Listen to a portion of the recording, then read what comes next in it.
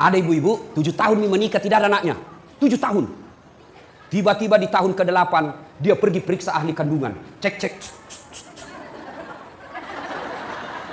Nah bilang dokter, alhamdulillah ibu sudah terlambat 2 bulan. Langsung dia bilang, alhamdulillah. Nah telepon suaminya, Pak, alhamdulillah terlambat 2 bulan. Nah bilang suaminya, alhamdulillah. Jangan kau dulu cerita-cerita sayang nah, nanti tidak jadi malu lagi tuh. Baiklah, rahasia bersama, tidak ada cerita. Beberapa hari kemudian datang petugas PLN. Assalamualaikum. Waalaikumsalam. Kata ibu, siapa ya? PLN ibu. Kenapa ki Pak? Ibu terlambat 2 bulan. Kenapa bisa tahu ini? Wah, dari mana nak tahu ini? Langsung dia sangka buruk sama suaminya. Pasti ini lagi lah bolong ini, pasti. Karena kebetulan suaminya hitam. Lah bolos sih. Datanglah kasihan suaminya capek bekerja. Di kantor dimarahi sama bosnya. Di jalan kempes ban mobilnya. Baru buka pintu langsung. Memang tong kau lah bolong. Pembohong. Bilang jangan kau ngomong. Kenapa kau ngomong? Apalagi masuk itu cemok. Karena istilah cemok. Jadi ketemu orang capek, langsung kita bilangi bolong. Nah balas nih, mana kecomok.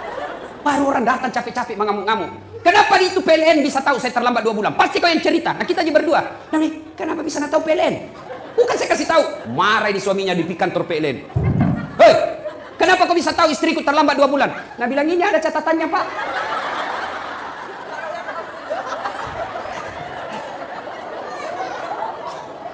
Nah bilang hapus itu. Ada apa cacat-cacat? Hapus sih. Nah bilang boleh dihapus tapi bapak bayar dulu. Nah bilang kalau saya tidak mau bayar. Nah bilang terpaksa punyanya bapak diputus. Kalau punya aku kau putus, apa nak pakai istriku di rumah? Nah bilang terpaksa istri tak pakai lilin.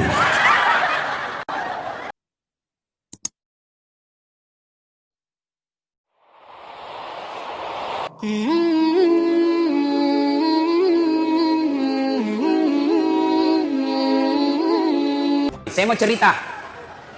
Nah, ketika Rasulullah Sallallahu Alaihi Wasallam usia 40 tahun, Rasulullah kemudian menerima wahyu di Gua Hira. Gua Hira ini kurang lebih 7 kilo dari kota Mekah. Naiklah Nabi ke Gua Hira, datang malaikat Jibril. Malaikat Jibril memeluk Nabi. Nah pakai Nabi tak, dia peluk. Lalu Jibril berkata, Iqra, baca. Nabi bersabda, saya tidak tahu membaca. Malaikat Jibril ulang lagi, Iqra, baca. Saya tidak tahu membaca. Jibril ketiga kalinya makin dipeluk sampai Nabi sesak napas, hampir tidak lagi bisa bernapas. Lalu Jibril berkata, Iqra, baca. Nabi mengikuti, Iqra bismi rabbikal ladzi khalaq sampai ayat kelima. Menggigil Nabi, Mekkei. Tahu Mekkei itu? Tahu? Itu bahasa Perancisnya dingin. Pulang Nabi, ketuk pintunya. Assalamualaikum warahmatullahi wabarakatuh. Istriku sayang. Dia buka pintu. Wih, abangku sayang. Nah ini istri yang baik. Pulang suami bukakan pintu, cepikan. Suami Ita ji. Pernah dikasih gitu suami Ita, Ibu? Pernah dikasih. Kalau perlu kasih itu bekas gincu. Tempel Ibu, tahu enggak sedekahnya ibu-ibu kepada suami? Sedekahnya suami kepada ibu tiap hari. Bapak-bapak ini yang di luar, tahu enggak sedekahnya suami kepada istri setiap mau keluar? Apa sedekahnya? Nabi setiap mau keluar, dia cium jidatnya istrinya.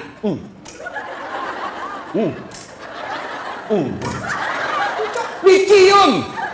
Coba ciuman suami sebelum pergi kerja, sedekah seorang suami kepada istrinya. Maka bapak-bapak mulai besok sedekahlah sebelum keluar rumah.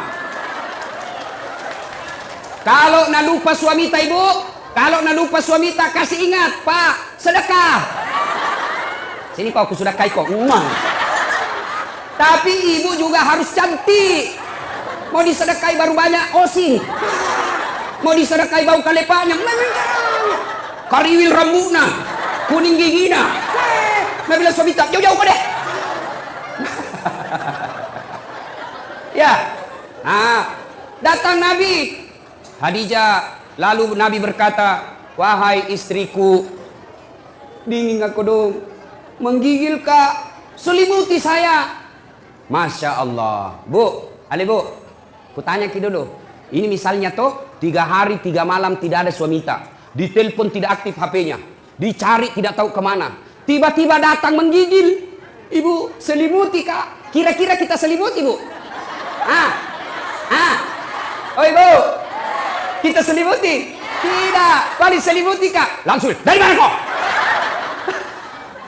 Langsung diinterogasi. Selimuti kak ibu, langsung dia bilang, cik dak korek.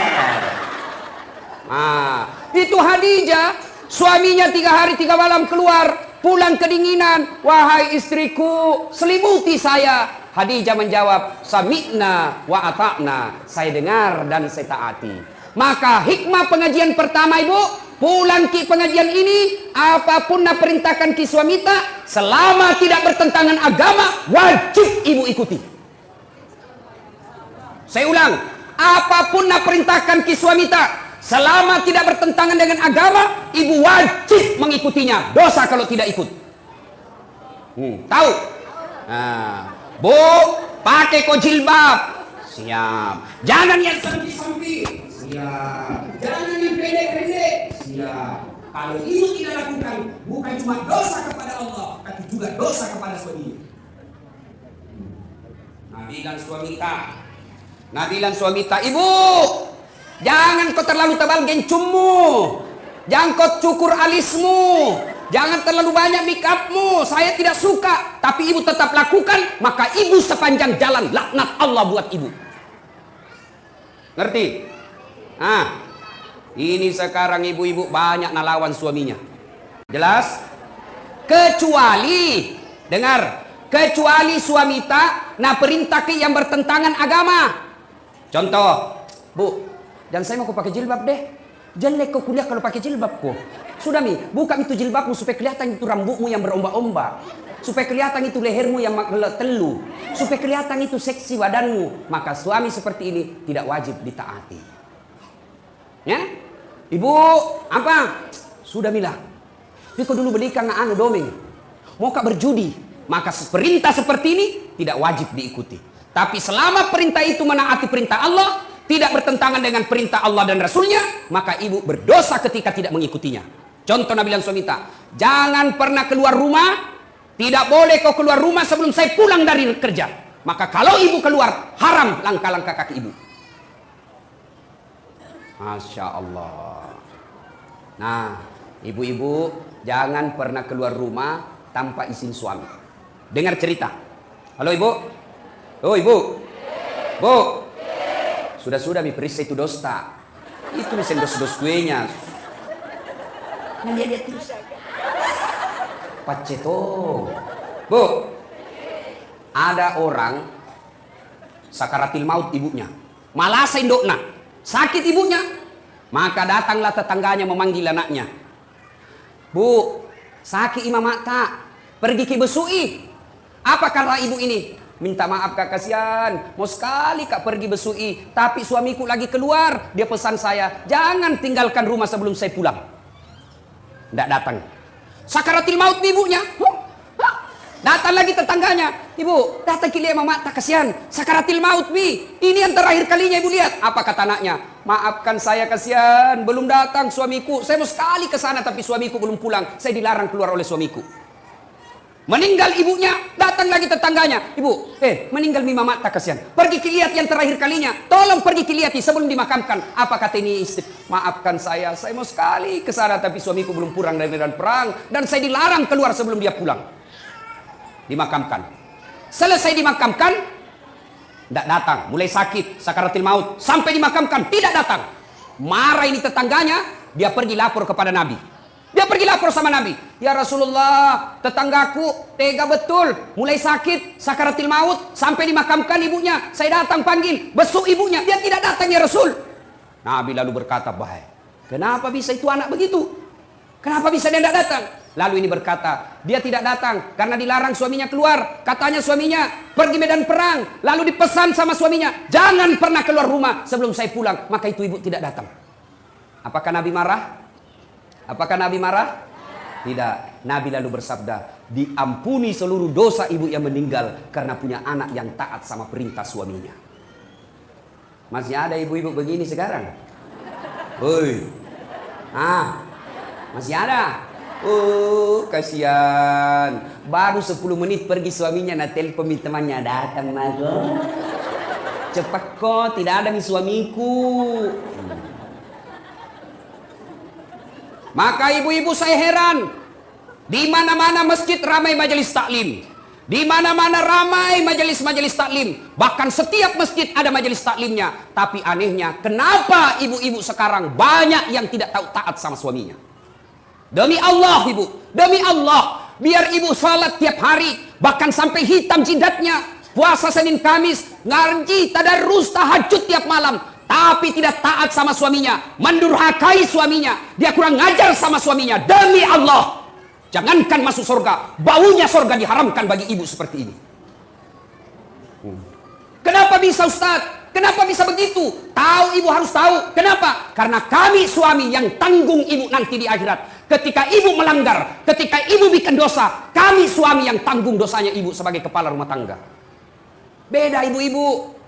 Ibu-ibu taat ibadah, rajin sholat, tutup aurat, Senin Kamis puasa. Suaminya tukang judi, suaminya koruptor, suaminya pemabuk, suaminya pengedar narkoba, suaminya tukang tipu, tapi istrinya soleha. Demi Allah, istrinya tetap masuk surga, suaminya dibakar di neraka, tidak ada hubungan. Maka ibu, jangan keluar rumah tanpa izin suami. Jangan lakukan apa-apa tanpa izin suami. Kenapa? Karena suami yang tanggung ibu nanti ketika di akhirat. Maka bersyukur ibu-ibu yang punya suami. Kenapa? Karena itulah nanti yang lindungi ketika di akhirat. Maka hargai suami tak. Jangan hina suami tak gara-gara dia miskin. Ini banyak istri kurang ajar sama suaminya. Mentang-mentang. Agak tohi kok. Ku taunya kok. Lu lamar ka dulu di seperangka ala sholat. Nggak nu belikan ngar rumah. Rumah lagi bapakku ini nu tempati. Kamu juga saja selalu belikan kau baju. Pensiun mah kok. Nggak ada gajinu. Istri seperti ini bu. Nah tunggu kau malaikat. Nah belender kau nanti. Yang ketawa serius kah ini? Ya. Salatullah. Salamullah. Ala toha rasulillah. Salatullah, salamullah, ala yasin habibillah, tawassalna bismillah, wa bil hadi rasulillah, wa kulli mujahidinillah, bi ahlil badri ya Allah. Ya Allah, jadikanlah cinta kami kepada Rasul-Mu. Kami sangat mencintai Rasul-Mu ya Allah. Kami sangat merindukan Rasul-Mu ya Allah. Karena cinta kami kepada Rasul-Mu ya Allah, jadikanlah acara ini berkah. Dan ilmu yang kami peroleh, kami mampu mengamalkannya ya Allah. Ibu bapak, saudara-saudara sekalian yang saya hormati. 1. Taati perintah suami. Jangan sampai ibu bermajelis taklim sudah 5 tahun. Tiap pengajian datang, tapi tetap durhaka sama suami. Sia-sia majelis taklim tadi. Ya. 2. Khadijah tidak pernah sangka buruk kepada suaminya. Tahu sangka buruk? Tahu sangka buruk? Curiga. Curiga yang berlebihan. Khadijah, dia laksanakan apa perintahnya, lakukan. Dan tidak pernah sangka buruk. Yang kedua pengajian kita pertama tadi, perintah suami, laksanakan. Yang kedua, jangan pernah sangka buruk. Berprasangka jelek sama suami. Nah telepon suaminya ndak nak jawab. Mana lagi ini kasihan. Ih kenapa ini 3 kali ku telepon ndak nak jawab-jawab. Dari pagi sampai sore ku telepon ndak nak jawab-jawab. Nih mana lagi ini pasti ketemu lagi kita mangise mana. Ini sangka buruk. Sangka baik. Kenapa dia tidak terima teleponnya? Oh ternyata tertinggal HP-nya di pos ronda. Kan dia tukang ojek. Ditelepon, tiba-tiba ada teman tak telepon ki. Kuliah suamimu bonceng cewek. Wah, mesrana lagi. Bola balik bonceng cewek. Sangka baik. Bagaimana dia tidak bonceng cewek? Kerjanya tukang gojek. Sangka baik. Ibu-ibu, jangkit sangka buruk. Telepon suami tak tidak ada jawab. Oh, mungkin lagi buang air besar.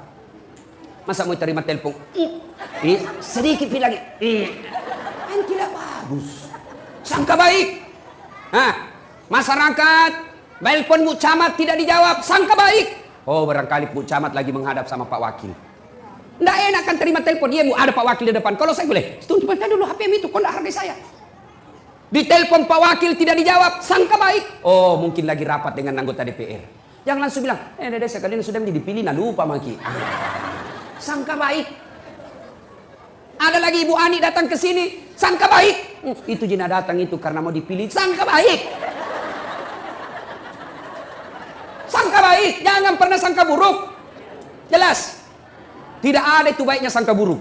Contoh. Ada ibu-ibu 7 tahun nih menikah tidak ada anaknya. 7 tahun.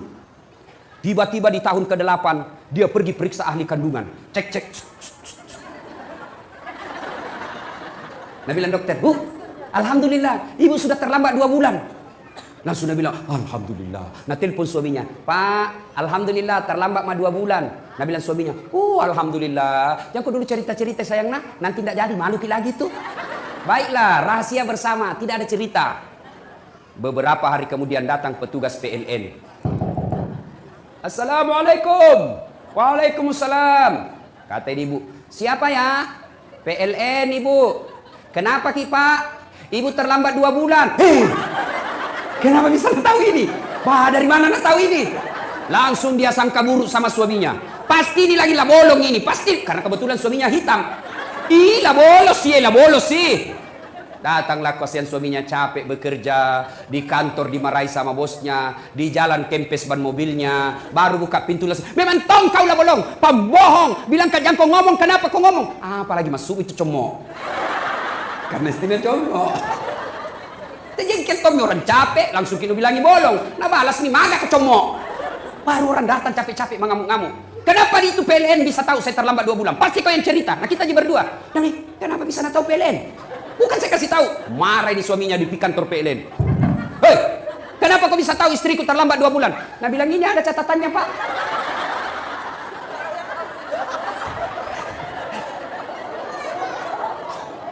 Nah bilang hapus itu. Ada apa taca-taca? Hapus sih.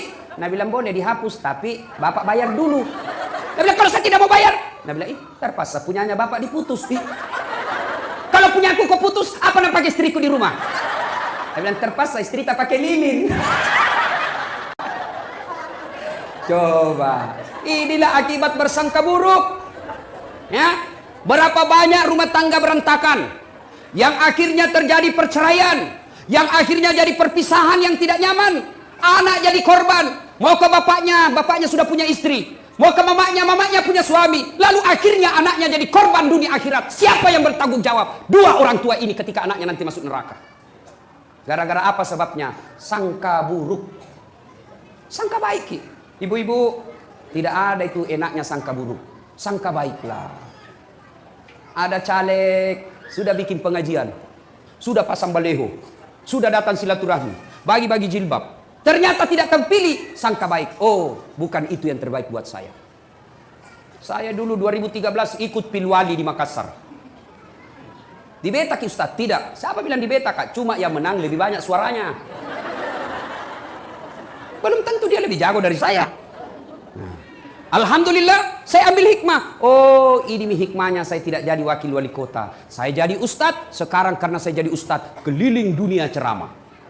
Ke New York. Tahu Jaki New York? Dekat nama Lili. Dari New York pergi ke Jepang, pergi ke Italia, pergi ke Roma, ke Malaysia, ke Turki, ke Saudi. Semua dibayarkan. Hebatnya lagi, pergi tidak bawa uang, pulang. Sangka baik, sangka baik, sangka baik, sangka baik. Ibu-ibu tiba-tiba hancur usaha, sangka baik. Tiba-tiba suami berubah setengah mati, sangka baik. Suami tak jahat, sangka baik. Kalau dia berbuat jahat, dia yang tanggung dosanya di akhirat. Tenang perasaan. Tiga mau meruntuk tu. Mak bele ko Andre ko tu runtuk mak cako mak bele ko mama. Ya. Ibu-ibu kalau ini rumus kita pakai, sangka baik, tenang perasaan. Kalau kita selalu sangka buruk, belum terjadi kita sudah sangka buruk, begini nanti, maka ibu akan sengsara, tidak bisa tidur. Hah? Nah, 2. Saya ulang lagi. Apa tadi yang pertama, Ibu? Apa? Bu? Pertama, taat pada suami. Apa diperintah suami, lakukan. Dengan catatan, perintah itu tidak bertentangan agama. Jangan kau pakai spiral. Kalau kau pakai, saya tidak setuju. Ibu pakai, maka selama ibu pakai, laknat Allah selalu menyertai ibu. Dan kau ingat itu. Yang kedua, apa tadi yang kedua? Sangka baik. Nah, yang ketiga, Khadijah. Ibu itu Khadijah, sebelum menikah sama Nabi, beliau janda terkaya di Mekah. Ada janda kaya di sini? Hah? Ada? Saya cuma bertanya. Jangan maki bilang ustaz cari janda. Tidak. Nah, kaya. Ketika beliau sakaratil maut. Tahu sakaratil maut? Tahu ibu? Nah ini muka-muka sakaratil maut semua ini. Masya Allah. Ketika beliau sakaratil maut, usianya 60 tahun. Nabi usianya 45 waktu itu. Sakit Khadijah. Beliau sakaratil maut. Dia lihat-lihat nih. Bajunya sudah 8 kali tambal. Tahu tambal? Tahu tambal ibu? Sulam. Robek, sulam. Saya ingat sekali waktu itu kecil. Kalau mamaku suruh kasih masuk jarum. Tahu kan buta-buta mikasih. Dase. Saya itu. Di Makassar gitu namaku Dasat. Kalau di kampung, olah dase. Dase. Nah, sudahlah itu. Naik nasalai. Ditambal lah itu baju. Ambil kain, kalau robek ditambal. Ibu, berapa kali ditambal bajunya Khadijah yang dipakai sakaratul maut? Berapa kali dia tambal? Ibu tahu? 8 kali tambal. Padahal sebelum Khadijah menikah dengan Nabi, seluruh barang-barang mewah yang ada di Mekah miliknya Khadijah. Coba, bangsawan, kaya, disegani. Tapi ketika sakaratul maut, baju yang dia pakai, baju lusuh, kot kumal 8 kali tambal. Dan ibu tahu yang ke-8 kali tambalnya 1 sampai 7 menambalnya pakai kain. Tapi pada tambalan yang ke-8 bukan pakai kain tapi pada daun kurma. Kenapa? Habis kainnya Nabi. Masya Allah. Sakaratil maut nih Khadijah. Dia panggil anaknya. Fatimah, ta'al. Anakku, sini kau dulu nak. Iya mui. Tolong saya kau mintakan ngak serbannya bapakmu. Ada itu serbannya bapakmu, selalu dia pakai terima wahyu. Selalu dia pakai terima ayat-ayat Quran. Tolong mintakan saya sama bapakmu, kasihan. Saya mau pakai kain ini, kain serbannya bapakmu sebagai kain kafan. Mudah-mudahan kain kafanku menghilangkan saya dari azab kubur. Saya takut akan siksa kubur. Mudah-mudahan serbannya bapakmu yang selalu dia pakai terima wahyu bisa merengankan beban azab kubur. Dengar ibu. Halo ibu. Nah bilang Fatimah, ibu, jangan saya minta. Kita diminta sama bapakku. Masya Allah. Nah bilang anak-anak, magana iya, ini bawa nendok milik pembokku. Kenapa saya? Ibu aja yang minta sama suaminya. Dengar jawabannya Khadijah. Dengar jawaban Khadijah. Saya malu minta sama bapakmu. Masya Allah. Habis hartanya Khadijah untuk bantu dakwanya Nabi. Tapi minta serban, malu sama suaminya. Malu. Kira-kira ada istri di sini malu minta sama suaminya? Woi, ada? Ada ini, ada. Jangankan minta, nak curi. Sudah nak simpan baik-baik suaminya, nak dapat semua. Ini banyak sekarang perempuan pintar cari duit. Sudah disembunyi, masih nak dapat. Ada lawannya kasihan honor. Pegawai honor, gaji kan semua langsung ke istrinya. Tiba-tiba dikasih uang sama Pak Wakil Bupati. Ibu Nur Aini bilang, Ibu Anik bilang, ini dari Pak Wakil. Pegawai honor kasihan. Wih gembira. Nah bilang ini rezekiku. Karena bukan gajiku, bukan uang istriku. Nah simpan dah ituannya, nah lipat-lipat. Baru nak kasih masuk kantong plastik. Baru naik kak benang. Tuh. Mau nak simpan di bawah tempat tidur. Nah dapat inilah comok. Akhirnya apa? Di bawah karpetnya tempat tidur nah simpan. Istrinya kasih bersih kamar. Sapu. Ih, ada kompe-kompe. Diikat benang, nah buka, uang. Langsung berteriak sama suaminya, Pak, uang apa ini? Yang mana? Ini yang di bawah karpet. Nah bilang suaminya, uang sial. Maksudnya apa? Batin aku sembunyi, udah apa Ji? Bisa main ini. Pas sapak duit. Oh, nak parisa mana kantor laki. Bu, jangan ketawa ibu, saya serius ini. Bu, kalau ambil uang di dompet, kalau ambil uang di kantong, sampaikan kepada suami. Meskipun dia ibu sudah di kantong, kan tidak bisa mengambil kalau di kantong tapi di dalam kantong pipir kasih tahu. Kenapa? Nanti kesian dia kira ada uangnya di dompet, sampai di warung kopi, sampai di pompa bensin, sampai uang makan, nah parisa. Mati nih bro, malu maki ini. Lah como sih, perbuatan nasi lah como ibu. Jelas? Itulah sebabnya ibu tidak boleh ibu ambil tanpa izin suami. Kenapa? Karena itu pasti ada tujuannya. Mengelola keuangan rumah tangga itu ada materinya, ada manajemennya. Gajinya suami, ambil suami 100% oleh istri. Tapi penghasilan-penghasilan lain itu uang suami namanya. Untuk apa? Karena kadangkala ada kejadian darurat yang tidak disangka-sangka sehingga butuh uang. Nah, itulah simpanannya suami. Gajinya suami, pembeli beras, pembeli ikan, pembeli lauk pauk, pembeli lain-lainnya. Tapi ketika tiba-tiba mobil tabrakan, pak, tidak mungkin uangnya gajinya dari istri yang sudah diambil. Maka itulah simpanannya suami. Maka ibu jangan ambil ketika ada simpanan suami, karena itu pasti ada tujuannya disimpan suami tak. Jelas ibu? Jelas? Salatullah, salamullah ala toha rasulillah. Salatullah, salamullah ala yasin habibillah. Tawassalna bismillah wa bil hadi rasulillah wa kulli mujahidilillah bi ahlil badri ya Allah. Nah, satu, taati suami. Dua, sangka baik. Tiga, jangan mengambil tanpa izin suami. Jelas ya? Jelas ya? Yang keempat, Khadijah ternyata menopang suaminya, mendukung suaminya sepenuhnya. Karena ini laki-laki, biar bagaimana jagonya, tanpa dukungan istri hancur. Betul ya Bu? Betul? Maka tapi jangan tom berlebihan ibu. Ada itu di Kolaka, nah bunuh suaminya, nah tikam suaminya pakai pisau dapur, nah tutup kamarnya dulu, baru nah tikam sampai meninggal suaminya. Ditanya kenapa kau kasih begitu suamimu? Dia bilang setengah mati ku bantu, setelah berhasil dia mau kawin lagi, lebih baik ku bunuh. Bah, bikin takut-takut. Jangan kita bunuh ibu. Lebih baik kita kasih obat tidur supaya dia tidur selama-lamanya. Biar jelek suami ki, jangan kuambil ki. Biar pengangguran, jangan kuambil ki. Itu milikku dunia akhirat. Nah, Bu, Pak, halo Bapak. Percaya Pak, Bapak tidak akan sukses tanpa dukungan istri. Mau ki contoh? Mau contoh? Pak Wakil Bupati. Biar jago bagaimana kalau Ibu Ani tidak setuju, tidak jalan.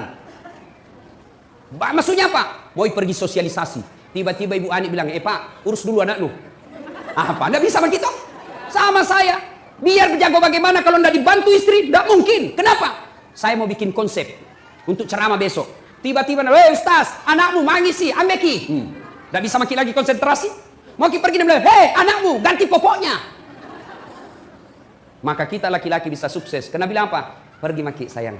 Anak tak, saya yang ngurus. Serahkan semuanya sama istri tak. Kita pergi maki dakwah. Saya urus semuanya. Masya Allah. Itu istri yang baik. Jangan bikin takut-takut suami. Baru pergi 1 jam menelpon. Di mana kok? Di mana kok? Di kantor Jakon. Pulang kok. Jakon lisu kok. Kalau tidak mau kau pulang, jaga memang kau. Baik. Nah dengar semua temanku kasih. Ada tong kodong itu istrinya kasih begitu suaminya. Ada begitu di sini? Tidak ada. Maka lolos. Nah bilang suaminya kodong, ada jauh di kantor ini, ada. Dia bilang, foto dulu balik baru kirimi. Weh Pak, ada ki begitu di sini? Takut sama istri tak? Nah, ada. Weh Pak Desa, takut ki sama istri tak? Berhenti jadi laki-laki. Apa mau takut sama istri? Nah kita lamar nih, dibikinkan rumah, dibelikan mobil, semua cicilannya kita bayar nih. Baru mau kita takut sama dia, bagaimana ceritanya? Marah Ustaz. Nah banting itu pintu, banting tongi pintumu. Nah pecahkangi piring Ustaz, pecahkangi satu lusin. Piring bisa dibeli, tapi harga diri tidak boleh diinjak-injak. Allahu Akbar.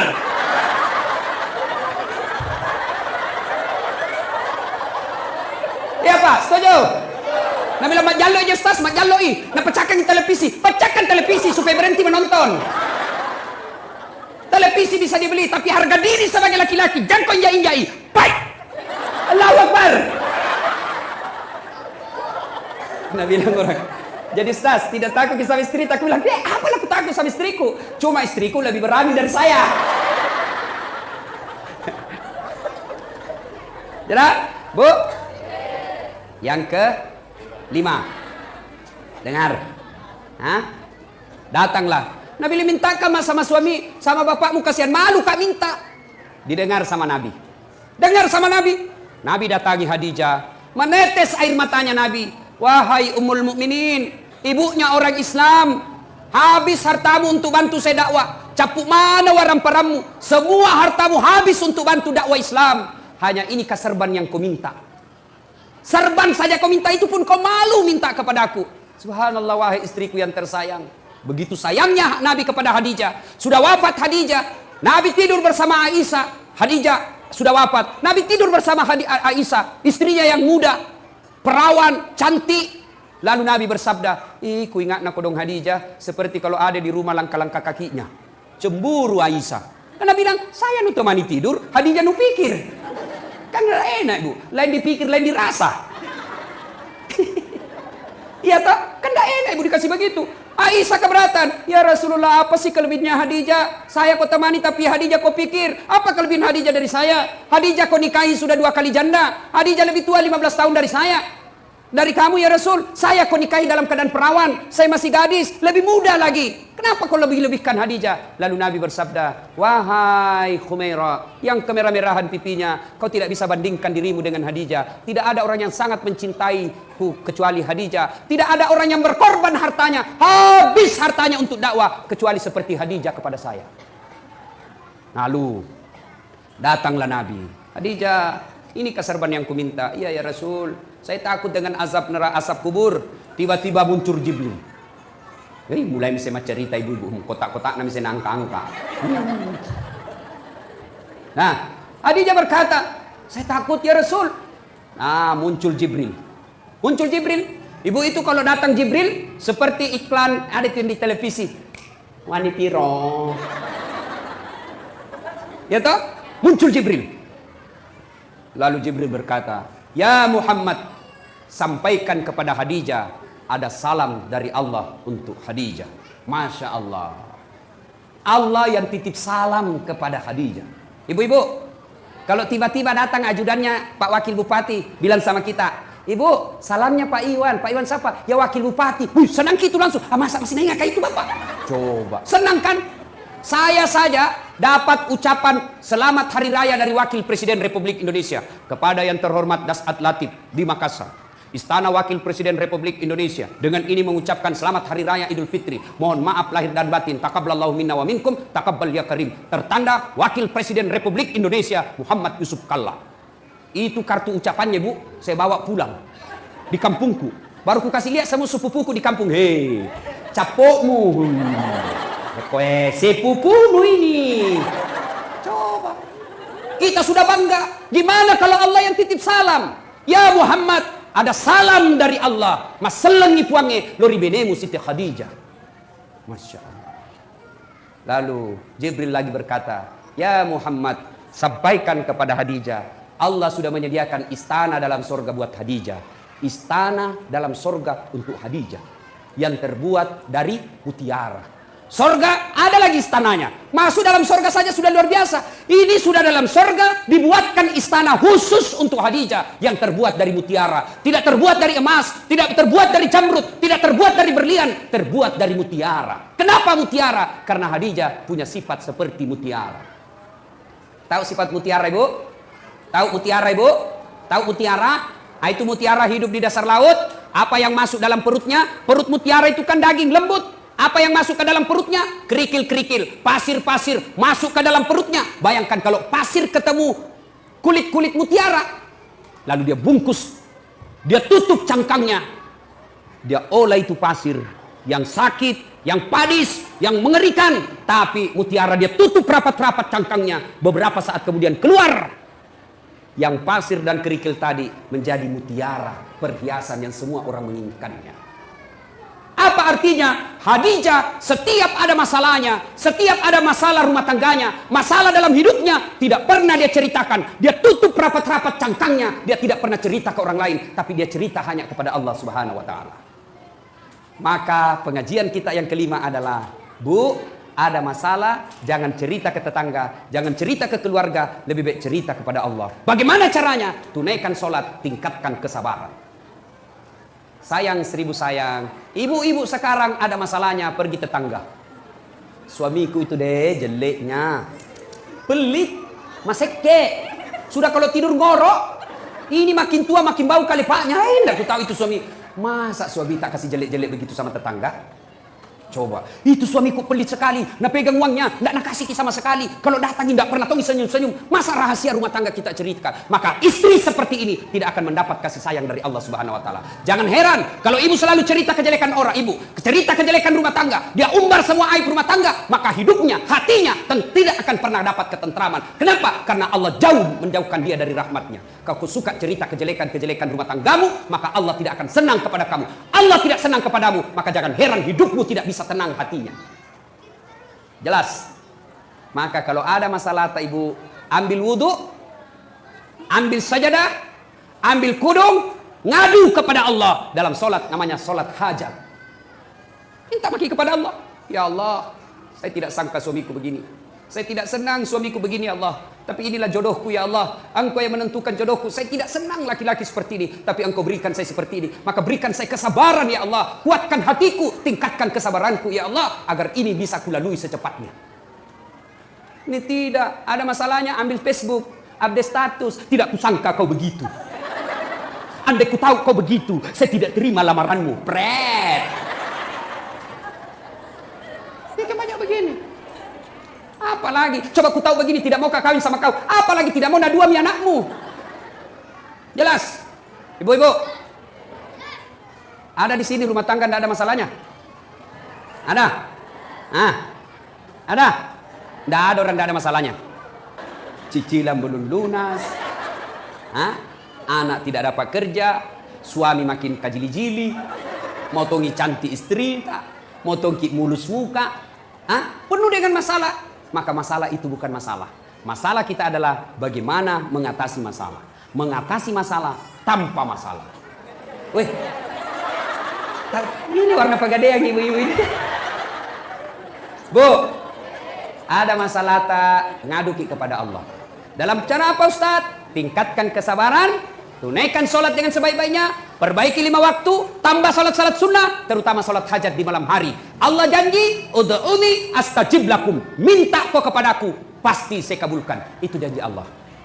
Salatullah, salamullah, ala toha rasulillah. Salatullah, salamullah, ala yasin habibillah. Tawassalna bismillah wa bil hadi rasulillah wa kulli mujahidilillah bi ahlil badri ya Allah. Alhamdulillah. 5 ini kita bawa pulang. Insya Allah kita amalkan Bu, ada gunanya pengajian. Tapi kalau pulang ini tidak ada diamalkan, maka kita hanya datang turut ramai, tidak ada faedah yang kita dapatkan. Inilah tausiah kita, mudah-mudahan ada manfaat.